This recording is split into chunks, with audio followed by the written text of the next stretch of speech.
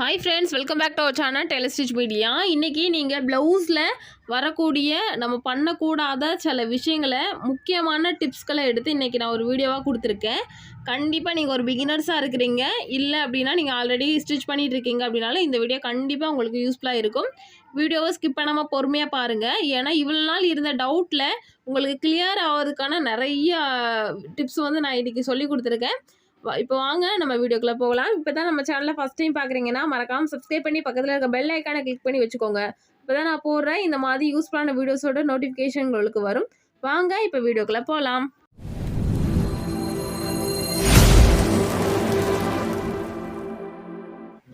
First நம்ம பார்க்கக்கூடிய அந்த டிப்ஸ் என்ன அப்படின்னு பார்த்தீங்கன்னா, நம்ம தச்சு முடிச்சுட்டு ப்ளவுஸ் வந்து கரெக்டாக இருக்கா அப்படிங்கிறத நம்ம கண்டிப்பாக செக் பண்ணணும்.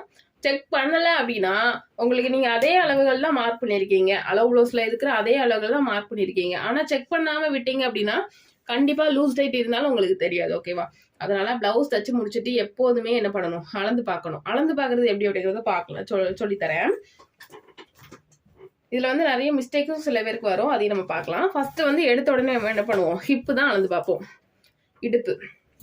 இடுப்பு அளந்து பார்க்குறதுல பாருங்கள், இந்த வீப்பட்டி, இந்த தையல் இருக்கு பாருங்க, இதுவும் இந்த வீப்பட்டி, இந்த ரெண்டு இப்படி ஒன்றா வரும். சில பேர் வீப்பட்டி வந்து கொஞ்சம் நீளமாக குட்டியாக அடிச்சிருப்பாங்க.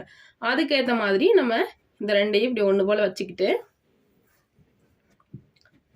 இந்த ஸ்டிச்சிங்கும் நேரடியாக வரணுமா அப்படின்னு கேட்டிங்கன்னா அப்படி நம்ம மெத்தடில் வரணுங்கிற கட்டாயம் கிடையாது. சரிங்களா?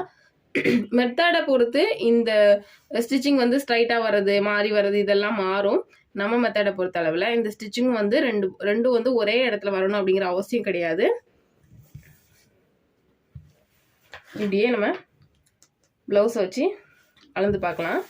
பாருங்கள், கரெக்டாக ஈக்குவலாக ரெண்டும் ஒன்றா வந்து முடியுது. ஓகே, இப்படி வந்து ஃபஸ்ட்டு இடுப்பை வந்து அளந்து பார்க்கணும். இடுப்பை வந்து மேக்ஸிமம் எல்லாருமே வந்து அளந்து பார்த்துருவோம். ஆனால் அடுத்ததான் இந்த மார்பளவை தான் எப்படி அளக்கணும் அப்படிங்கிறது தெரியாது. ஃபஸ்ட்டு இடுப்பளவை அளந்துட்டு கையோடவே என்ன பண்ணுங்க, இந்த கை அளவையும் மார்க் பண்ணிக்கோங்க. இதில் இந்த கை அளவில் பார்த்தீங்கன்னா பொதுவாகவே ஒரு விஷயத்த வந்து மைண்டில் வச்சுக்கோங்க. வலது கை பார்த்தீங்கன்னா பொதுவாகவே எல்லாத்துக்குமே கொஞ்சம் வந்து பெருசாக இருக்கும், ஒரு 1/4 இன்ச்சு. இது எந்த அளவுக்கு ஃபேக்ட் அப்படிங்கிறது அது எக்ஸ்பீரியன்ஸ் பண்ணவங்களுக்கு தெரியும். நிறைய பேர் பார்த்தீங்கன்னா அது வலது கை மட்டும் வந்து ஏற மாட்டேங்குது, பிடிக்குது அப்படின்னு சொல்லுவாங்க. ஓகேவா? அதனால எப்போதுமே இடது கை தைக்க வரதை விட வலது கை வந்து ஒரு 1/4 இன்ச்சு வந்து நம்ம லூஸ் வச்சு தான் தைக்கணும். ஒரு 1/4 இன்ச்சு கூட வேண்டாம், ஒரு 2 கோடு அளவுன்னு வச்சுக்கோங்களேன். இப்போ பாருங்க, இந்த ப்ளவுஸில் இந்த கையை விட இந்த கை வந்து ஒரு 2 கோடு அளவு லூஸ் விட்டு தான் மார்க் பண்ணியிருப்பேன். உங்களுக்கு நல்லா தெரியும்னு நினைக்கிறேன். இந்த ஸ்லீவ் ஸ்டிச்சிங் இங்கே இருக்குது, இந்த இடத்துல இருக்குது. இந்த ஸ்டிச்சிங் பார்த்தீங்கன்னா இதில் இருக்குது. ஸோ இப்படி வந்து கண்டிப்பாக நீங்கள் வலது கை வந்து கொஞ்சம் 2 கோடு அளவு பெருசாகவும், இடது கை வந்து கரெக்டான அளவு ப்ளவுஸ் வச்சு எடுத்திங்கன்னா சரியாக வரும். ஓகேவா? இதுக்கப்புறமா தான் என்ன பண்ணணும், அளவு ப்ளவுஸ் வச்சு மார்க் பண்ணணும். இதெல்லாம் ஆக்சுவலாக ஒரு சின்ன சின்ன டிப்ஸு. இப்போ பாருங்கள், நம்மளோட ப்ளவுஸ் அளவு வந்து நம்ம கீழே இருக்குது பார்த்தீங்களா, அந்த அளவுக்கு கரெக்டாக இருக்குது. இடது கை வந்து ஒரு 2 கோடு அளவு கம்மியாக இருக்குது. இல்லை உங்களுக்கு இந்த கன்ஃபியூஷனே வேண்டாம் அப்படின்னா அளவு ப்ளவுஸில் வலது கை பக்கத்தை வச்சு வலது கைக்கு மார்க் பண்ணிடுங்க. நீங்கள் தைக்கக்கூடிய வலது கைக்கு மார்க் பண்ணிடுங்க. இடது கை பக்கத்தை வச்சு இடது கை பக்கமாக மார்க் பண்ணிட்டீங்கன்னா உங்களுக்கு சந்தேகமே இருக்காது. ஓகேவா? இப்போ கை நம்ம அளந்து பார்த்ததுக்கு அப்புறமா இந்த ஆம்கோலை வந்து பார்க்கணும். இந்த ஆம்கோலில் 2 இடத்துல நம்ம கண்டிப்பாக வந்து செக் பண்ணணும். ஃபர்ஸ்ட் இடம் வந்து இந்த ஆம்கோல் வந்து அப்படியே ஸ்ட்ரைட்டாக. ஓகே, இப்போ இது உங்களுக்கு ஸ்ட்ரைட் பார்க்க தெரியலனா இந்த கிளாத்தை அப்படியே இந்த ஆம்கோலில் இப்படி வச்சிங்கன்னா தெரியும், இதுதான் ஸ்ட்ரைட். ஓகேவா? இந்த ஸ்ட்ரைட் பகுதியை இப்படியே இந்த ப்ளவுஸில் வந்து வச்சு பாருங்கள்.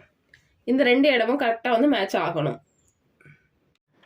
இதை செக் பண்ணதுக்கு அப்புறமா இந்த ஆம்கோல் வளைவையும் கண்டிப்பாக செக் பண்ணுங்கள். ஒருவேளை சில நேரங்களில் இந்த அளவு பார்த்தீங்கன்னா கொஞ்சம் கஷ்டம். சில தையல் பார்த்தீங்கன்னா இந்த மாதிரி உள்ள நான் மார்க் பண்ணியிருக்கேன் பாருங்கள், ஸ்டிச்சிங் இருக்குது. இந்த மாதிரி மார்க் பண்ண இடத்துல அப்படியே உள்ளே பிடிச்சிருப்பாங்க, ஏன்னா அந்த இடம் வந்து கொஞ்சம் லூஸ் கிடக்கு. அதனால அப்போ நீங்கள் அந்த மாதிரி அந்த இடத்த வச்சு செக் பண்ணும்போது அளவு கொஞ்சம் குறையும். அப்போது இன்னொருக்கா நீங்கள் கன்ஃபார்ம் பண்ணுறதுக்காக இந்த பேக் சைடில் இருக்கக்கூடிய இந்த அளவு, ஃப்ரண்ட் அளவு எடுக்கக்கூடாது. இதில் உள்வளைவு இருக்கும். அதனால அது கம்மியாக தான் இருக்கும். பேக் அளவை எடுத்துட்டு அதே பேக் சைடில் வச்சுட்டு இந்த ஆம்ஹோல் ரவுண்டை ஜஸ்ட் நம்ம இழுக்கக்கூடாது. ரெண்டையும் ஒன்று போல வச்சு செக் பண்ணி பார்க்கணும். ஒரு பாயிண்ட் கூட முன்னப்பின வரக்கூடாது, கரெக்டாக வரணும். ஓகேவா? இந்த இடம் உங்களுக்கு கிளியர் ஆகிக்கும்னு நினைக்கிறேன். அடுத்ததான் மார்பு சுற்றளவு. இதுதான் பிளவுஸோட மெயினான ஒரு விஷயம். இதை வந்து எங்கே அளவு எடுக்கணும் இதெல்லாம் பாருங்கள். இது ஃபஸ்ட்டெல்லாம் என்னோட மெத்தடில் நீங்கள் கட் பண்ணி ஸ்டிச் பண்ணுறீங்க அப்படின்னா உங்களுக்கு ரொம்பவே யூஸ்ஃபுல்லாக இருக்கும். இல்லை நீங்கள் வேறு மெத்தடில் பண்ணுறீங்கன்னா கொஞ்சம் அதுக்கேற்ற மாதிரி மாறும். இப்போ பொதுவாகவே நம்ம வந்து மார்பு சுற்றளவு அப்படிங்கிறது என்னோட மெத்தடில் இந்த கழுத்தறக்க எங்கே முடியுதோ அதுக்கு நேராக தான் என்ன பண்ணுவோம், அளவு எடுப்போம். அப்படி தானே? அதே மாதிரியே தான் தச்சு முடிச்சுட்டு நம்ம அதே இடத்துல வச்சு தான் அளந்து பார்க்கணும்.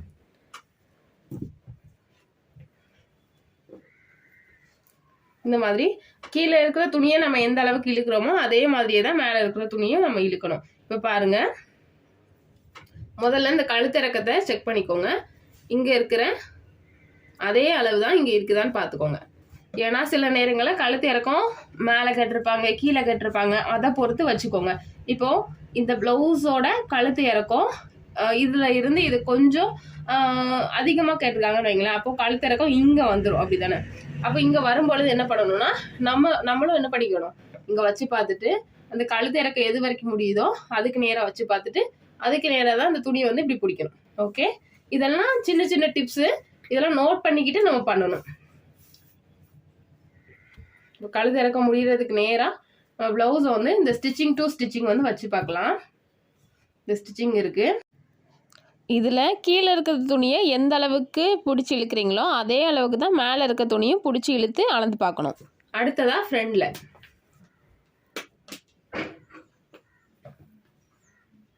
ஃப்ரண்ட்லேயும் இந்த மாதிரி வச்சு பார்த்துக்கணும்.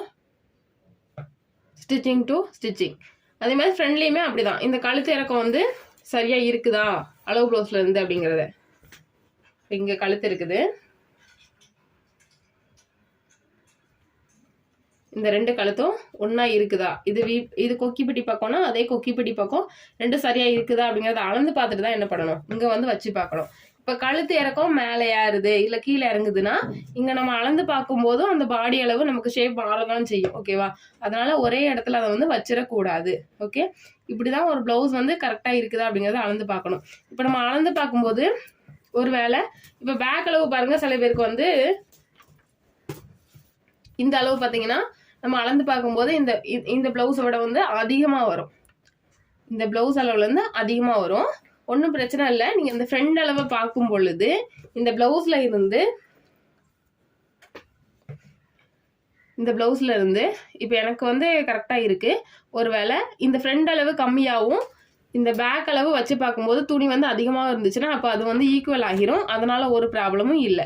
ஃப்ரண்ட் அளவு கம்மியாக இருக்குது, பேக் அளவு அதிகமாக இருக்குது அப்படின்னு நினைக்க வேண்டாம். ரெண்டுமே வந்து ஈக்குவல் ஆகிரும். இப்போ ஃப்ரண்ட் அளவு நம்ம அளந்து பார்க்கும்போது அதே அளவு தான் இருக்குது. பேக் அளவு மட்டும் உங்களுக்கு எக்ஸஸாக வருது அப்படின்னா ஒன்றுமே பிரச்சனை இல்லை. இந்த இடத்துல ஸ்டிச்சிங் வந்து பிடிச்சு விடணும். ஸோ பிடிச்சு விட்டீங்கன்னா உங்களுக்கு, அதாவது இங்கே பேக்கில் வந்து ஒரு இன்ச்சு மொத்தமாக உங்களுக்கு எக்ஸஸாக வருதுன்னு வைங்களேன். எக்ஸஸாக வரும்போது நீங்கள் இங்கே வந்து பிடிச்சு விடணும். பிடிச்சு தைக்கும் பொழுது உங்களுக்கு அந்த அளவு வந்து என்ன ஆகும், கால் இன்ச்சு பிடிக்கணும். அதாவது இந்த பக்கம் 4 இன்ச்சு தைச்சிங்கன்னா இங்கே ஒரு கால், இங்கே ஒரு கால், அதே மாதிரி இந்த பக்கம் இங்கே ஒரு கால், இங்கே ஒரு கால், டோட்டலாக 1 இன்ச்சு வந்துடும். அப்போ ப்ளவுஸ் வந்து கரெக்ட் ஃபிட்டிங்காக வந்து உட்காந்துக்கும். ஓகேவா? சரி, இப்படி தான் ஒரு ப்ளவுஸ் வந்து கரெக்டாக இருக்குதா அப்படிங்கிறத நம்ம அளந்து பார்த்து செக் பண்ணக்கூடிய முறை. ஓகேவா? இப்போ உங்களுக்கு டீட்டெயில்டாக கிளியர் ஆயிருக்கும்னு நினைக்கிறேன். ஸோ அடுத்த டிப்ஸ் பார்க்கலாம். அடுத்த டிப்ஸ், முக்கியமான ஒரு டிப்ஸ், நம்ம ப்ளவுஸே வந்து தாங்கி பிடிக்கக்கூடிய இடம் அப்படின்னு பார்த்தீங்கன்னா இந்த வீப்பட்டி பகுதி தான். இந்த வீப்பட்டி பற்றி பார்த்தீங்கன்னா பொதுவாகவே பிகினிங் ஸ்டேஜ்லையும் சரி, நம்ம கொஞ்சம் எக்ஸ்பீரியன்ஸ் ஆன பிறகும் சரி, தைக்கும் பொழுது என்ன பண்ணுவோம் அப்படின்னா அந்த கரெக்டாக, இப்போ இதில் வீப்பட்டி மார்க் பண்ணுறேன் பாருங்க.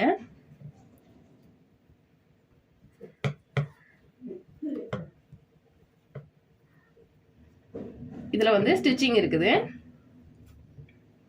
ஓகே, இப்போ இப்படிதான் இருக்குது அப்படின்னா நம்ம தையல் போடும் பொழுது எப்படி போடணும் அப்படின்னா இங்கே வந்து இந்த லைன் இருக்கு பாருங்க, இந்த லைன்ல இருந்து ஒரு பாயிண்ட் அளவு இந்த பக்கமாக வந்துடணும்.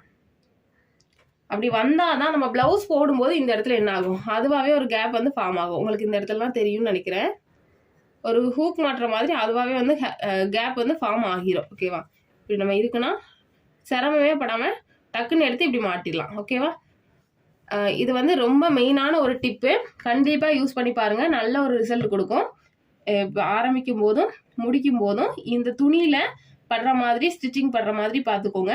ஒரு 2-3 தையலுக்கு வந்து இந்த துணியில் பாடட்டும். ஓகேவா? அதே மாதிரி கெட்டி தையல் போடுங்க. ஆரம்பிக்கும் போது முடிக்கும் போதும் கண்டிப்பாக கெட்டி தையல் அப்படிங்கிறது ரொம்ப முக்கியமான ஒரு விஷயம். ஓகே, இப்போ அடுத்த டிப்ஸ் பார்க்கலாம்.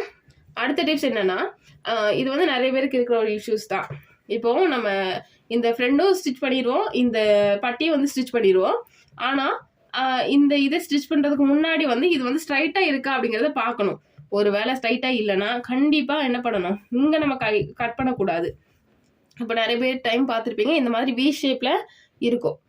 எத்தனை பேர் எக்ஸ்பீரியன்ஸ் பண்ணியிருப்பீங்கன்னு தெரில. அப்படி இருக்கும் பொழுது நம்ம அதே மாதிரியே வச்சு தைக்கக்கூடாது. தைச்சிங்கன்னா உங்களுக்கு ப்ளவுஸ் கப் ஷேப் வந்து கரெக்டாக உட்காராது. அப்போ நம்ம என்ன பண்ணிக்கலாம்னா, இதை மட்டும் இந்த அளவுக்கு, எந்த அளவுக்கு உங்களுக்கு இப்படி வி மாதிரி வருதோ அந்த அளவுக்கு பட்டியை மட்டும்தான் வெட்டணும். ஃப்ரண்ட் பீஸில் எப்போதுமே கை வைக்கக்கூடாது. பட்டியை வெட்டினா நமக்கு பெருசாக தவறு எதுவுமே வராது. ஆனால் இந்த ஃப்ரண்ட் பீஸை வெட்டினீங்கன்னா அளவு வந்து கழுத்தெல்லாம் குறைஞ்சி போயிடும், சைடு அளவும் குறையும். அதனால் எப்போதுமே இந்த மாதிரி வி ஷேப் மாதிரி வருது அப்படின்னா தாராளமாக இந்த ஃப்ரண்ட் பீஸை வந்து இந்த பட்டியை வந்து நேராக வெட்டிட்டு பண்ணிக்கலாம். ஓகேவா? இப்போ அடுத்த டிப்ஸ் பார்க்கலாம்.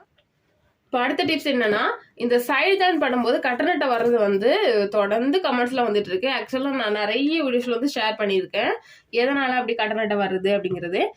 இப்போ மெயினாக கட்டநட்டை வர்றதுக்கு ரீசன் என்ன அப்படின்னா, நம்ம கை தச்ச பிறகு கை 2 கையுமே சேர்த்து ஒன்றா வந்து கட் பண்ணி விடணும்.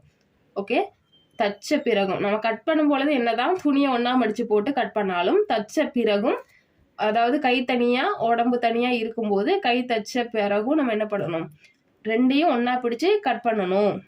அதே மாதிரி பாடியில் வந்து ஆம்ஹோல்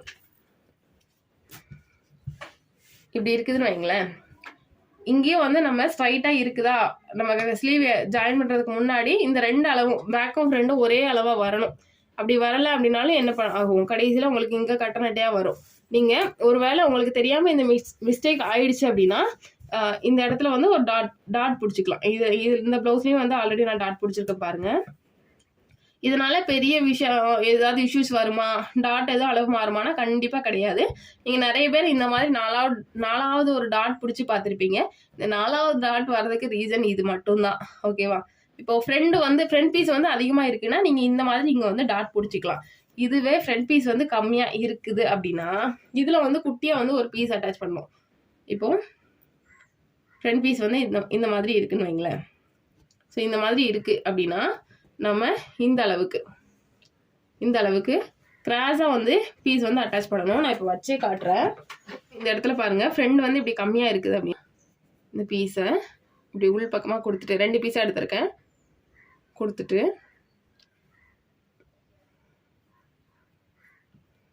இந்த மாதிரி கிராஸாக கொடுத்துட்டிங்கன்னா இது வந்து பேக் அளவுக்கு உங்களுக்கு சைடு ஜாயிண்ட் அளவு பண்ணுறதுக்கு உங்களுக்கு துணி வந்து எக்ஸஸாக இந்த இடத்துல வந்துடும். சரிங்களா? அவ்வளோதான். இந்த மாதிரி நம்ம அட்ஜஸ்ட்மெண்ட் கொடுத்துக்கலாம். ஒருவேளை நீங்கள் தெரியாமல் தப்பு பண்ணிட்டீங்க அப்படின்னா இது வந்து காமனான ஒரு விஷயம் தான், இது அவ்வளோ பெரிய மிஸ்டேக்லாம் ஒன்றும் இல்லை. இன்னொரு டவுட் என்ன அப்படின்னு பார்த்தீங்கன்னா, ஆம்ஹோல் லூஸ். இது எல்லாருக்குமே பொதுவாக வரக்கூடிய ஒரு டவுட்டு தான். இது லூஸ் வந்ததுக்கு அப்புறமா இதை நம்ம எப்படி டைட் பண்ணுறது அப்படிங்கிறத பார்க்கலாம். ஆம்ஹோல் லூஸில் வந்து 2 டைப் இருக்குது. ஃபர்ஸ்ட் பார்த்தீங்கன்னா, இந்த இடுப்பும் இந்த நுனிக்கையும் நிறைய பேர் வந்து அளவு வந்து கரெக்டாக பிடிச்சிருவோம். ஆனால் இந்த செஸ்ட் பகுதியில் அந்த ஆம்ஹோலுக்கு அடிப்பக்கம் லூஸ் இருக்கும். இல்லைனா அந்த கையில் பார்த்தீங்கன்னா இங்கே இப்படியே வந்து சுருங்கி போய் நிற்கும், இல்லை பேக் சைடில் நிற்கும், இல்லைனா ஃப்ரண்ட் சைடில் நிற்கும். இந்த மாதிரி வந்து நிறைய ப்ராப்ளம் உண்டு. ஓகே, இதில் நீங்கள் முக்கியமாக கவனிக்க வேண்டியது, ப்ளவுஸை போட்டு பார்த்து உங்களுக்கு எந்த இடத்துல லூஸ் இருக்குது அப்படிங்கிறத நல்லா நோட் பண்ணுங்கள். இந்த கை கிட்ட லூஸ் இருக்கா, இல்லை கைக்கு கீழே லூஸ் இருக்குதா அப்படிங்கிறத பாருங்கள். இல்லை மொத்தமாகவே இந்த ஆம்ஹோல் எல்லாமே லூஸாக தான் இருக்குது அப்படின்னா இந்த நுனிக்கையும் விட்டுருங்க, இங்கேயும் விட்டுருங்க. விட்டுட்டு இந்த இடத்துல இருந்து இந்த மாதிரி 1/4 இன்ச்சு வந்து உள்ளே போய் அப்படியே இங்கேயும் ஸ்டிச்சிங்கில் வந்து 1/4 இன்ச்சு உள்ளே போய் இங்கேயும் ஸ்டிச்சிங் மேலே போயிடணும். ஓகேவா? இல்லை இங்கே வந்து கைக்கு கீழே தான் லூஸ் கிடக்கு, இல்லை கைக்கு மேலே தான் லூஸ் கிடக்கு அப்படின்னா நீங்கள் இந்த ஆம்ஹோலில் இருந்து லைட்டாக இந்த மாதிரி பிடிச்சி ஸ்டிச்சிங் மேலேயே ஸ்டிச்சிங் வந்துடணும். கைக்கு கீழே தான் லூஸ் இருக்குன்னா இந்த ஆம்ஹோலில் இருந்து இந்த மாதிரி 1/4 இன்ச்சு பிடிச்சி ஸ்டிச்சிங் மேலேயே ஸ்டிச்சிங் வந்துடணும். ஓகேவா? இப்படி தான் ஆம்ஹோல் லூஸை வந்து நம்ம சரி பண்ணணும். அடுத்ததான் இன்னொரு முக்கியமான டிப்ஸ் என்னன்னா, இந்த கழுத்து இறக்கம் கழுத்தோட அகலம் இதை நிறைய பேர் இப்போ வரைக்கும் குழம்பிக்கிறீங்க. நான் வந்து ஒரு கட்டிங் தெளிவாக போட்டிருப்பேன். அந்த க்ரீன் கலர் ப்ளவுஸ் வச்சு ஒரு கட்டிங் போட்டிருந்தேன். நிறையவே நல்ல ரெஸ்பான்ஸ் பண்ணியிருந்தீங்க. ஆனாலும் அதில் சில டவுட்ஸ் வந்து உங்களுக்கு இருந்துச்சு. அதில் ஒன்று வந்து இந்த கழுத்து அகலம் இது வந்து எப்படி நம்ம 2, 2.25, 2.5 இது வைக்கிறது சரியா வருமா எல்லாருக்கும்? இப்போ சில டெய்லர்லாம் 2.5, 3 வைக்கிறாங்க. அது சரியா அந்த மாதிரிலாம் நானே வந்து வச்சிருக்கேன் அப்படின்னு வந்து சில பேர் வந்து சொல்லிடுறீங்க. ஆனால் அப்படி வச்சுமே எனக்கு வந்து ஷோல்டர் வந்து கரெக்டாக வரல. ஆனால் இப்படி வைக்கும்போது ஷோல்டர் வந்து உள்ளே போகுமா அப்படின்னு வந்து கேட்குறீங்க. இன்றைக்கி உங்களோட டவுட்டுக்கு வந்து நான் விளக்கம் சொல்கிறேன். அதாவது நானுமே வந்து 2.5, 3 இன்ச்சு வைக்க மாட்டேன் அப்படின்னு சொல்லலை. கண்டிப்பாக வைப்பேன். அது எப்போ அப்படிங்கிறத நம்ம பார்க்கலாம். ஃபஸ்ட்டு வந்து நம்ம நெக்கு வந்து மார்க் பண்ணலாம். ஃபஸ்ட்டு இந்த ப்ளவுஸில் ஒயரை மார்க் பண்ணிக்கிறேன். ஸோ இதுதான் இந்த ப்ளவுஸோட உயரம். நான் ஜஸ்ட் சும்மா தான் ரஃபாக தான் மார்க் பண்ணிக்கிறேன். இப்போ கழுத்தோட இறக்கம் வந்து பார்க்குறோம் அப்படின்னா பின்கழுத்தில்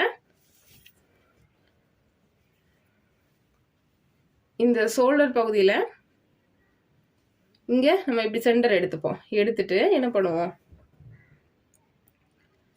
கீழே அடியிலே வச்சுக்கிறேன். ஸ்டிச்சிங்க்கு எதுவும் நான் இப்போதைக்கு விடலை. கழுத்தோட இறக்கத்தை அப்படியே வச்சுக்கிறேன். இந்த அளவு தான் கழுத்தோட இறக்கம். ஓகேவா? சரி, இப்போது இவங்களோட மார்பு சுற்றளவு என்ன அப்படிங்கிறத நம்ம கையோடவே பார்த்துக்கலாம். கிட்டத்தட்ட நமக்கு 38 இன்ச்சு சைஸ் வருது. 38 இன்ச்சு சைஸுக்கு நான் கழுத்து அகலம் எவ்வளோ வைக்க சொன்னேன்னா 2.25 இன்ச்சு வைக்க சொன்னேன். இப்போ சில பேர் பார்த்தீங்கன்னா கழுத்து நல்லா ரவுண்டாக கேட்பாங்க.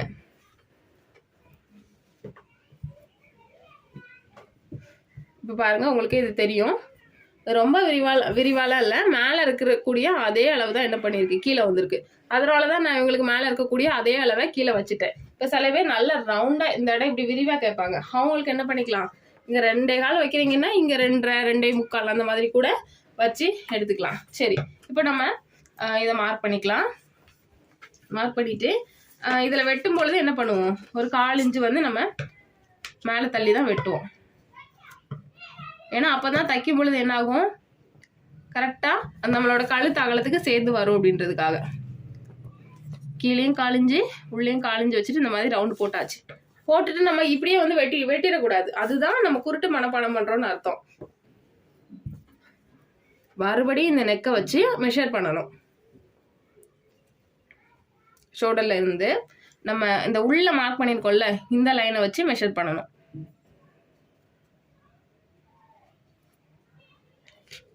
முன்னாடி பின்னாடியும் லூஸ்லாம் பார்த்துக்கோங்க.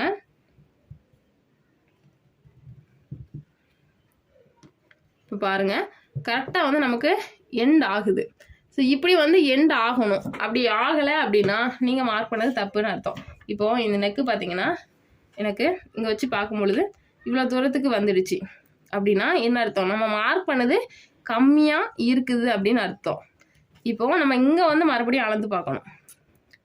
அளந்து பார்க்கும் பொழுது உங்களுக்கு இந்த அளவு நீங்கள் இங்கே வச்சது சரிதான், கரெக்டு தான், இந்த லென்த்து கரெக்டு தான் அப்படின்னா என்ன பண்ணிக்கலாம், இங்கே வந்து அகலத்தை கூட்டிக்கலாம். புரியுதுங்களா? அப்போது நம்ம 2.25 வைக்க வேண்டிய 2.25 வைக்க வேண்டிய அளவு என்ன ஆகுது, 3 இன்ச்சாக மாறுது. ஓகேவா? புரியுதா? இப்போது இந்த ப்ளவுஸோட கழுத்தகலம் என்ன அப்படின்னு உங்களுக்கு தெரிஞ்சிருச்சா? இங்கே நம்ம கரெக்டு தான், இங்கே வந்து நம்ம மாற்ற முடியாது, அட்ஜஸ்ட் பண்ண முடியாது. இங்கே கரெக்டு தான், இந்த அளவு தான் நமக்கு இருக்குது, அதான் நம்ம மாற்ற முடியாது. அப்போ நம்ம என்ன மிஸ்டேக் பண்ணியிருக்கோம், இந்த கழுத்தகலம் கம்மியாக வச்சுருக்கோம். அப்போது இந்த கழுத்தகலத்தை என்ன பண்ணிக்கலாம், இப்படி கூட்டி மறுபடியும் வரைஞ்சிக்கலாம். வரைஞ்சிட்டு கரெக்டாக நீங்கள் தச்ச பிறகு உங்களுக்கு அந்த அளவு வரணும். ஓகே, அப்போ அதுக்கு முன்னாடி 1/4 இன்ச்சு போட்டு அதில் வெட்டிடுங்க. அதுக்கப்புறமா தச்ச பிறகு உங்களுக்கு அந்த அளவு வந்துடும். புரியுதுங்களா? இப்படி தான் நான் கழுத்தோட அகலத்தை இறக்கத்தை எல்லாமே வந்து மார்க் பண்ணுறது. இப்போது நார்மலாக நான் பொதுவாக வந்து அன்றைக்கி சொன்னேன் 2, 2.25 இதெல்லாமே வந்து நார்மலாக கழுத்து இறக்கம் வைக்கிறீங்கன்னா சரியாக தான் வரும். நார்மல் கழுத்து அப்படின்னா இப்போது 34 இன்ச்சு சைஸு ப்ளவுஸ் இருக்குது அப்படின்னா 9 இன்ச்சு கழுத்து இறக்கம். முன் கழுத்து பார்த்தீங்கன்னா ஒரு 5.5, 6 வச்சிங்கன்னா உங்களுக்கு நான் சொன்ன அந்த 2.25 இன்ச்சு கரெக்ட் ஃபிட்டிங்காக வந்து உட்காரும். ஓகேவா? ஆனால் கழுத்து இறக்கம் அதிகமாக போகுது, இல்லை கழுத்து விரிவாக போகுது அப்படின்னா அந்த அளவு வந்து செட் ஆகாது. நம்ம அதுலேயும் சில சேஞ்சஸ் வந்து கொண்டு வரணும். சரிங்களா? இன்றைக்கான டிப்ஸ் எல்லாம் உங்களுக்கு ரொம்ப ரொம்ப யூஸ்ஃபுல்லாக இருந்திருக்கும்னு நினைக்கிறேன். நம்ம இன்னொரு வீடியோவில் பார்க்கலாம் ஃப்ரெண்ட்ஸ். தேங்க்யூ, பாய் பாய்.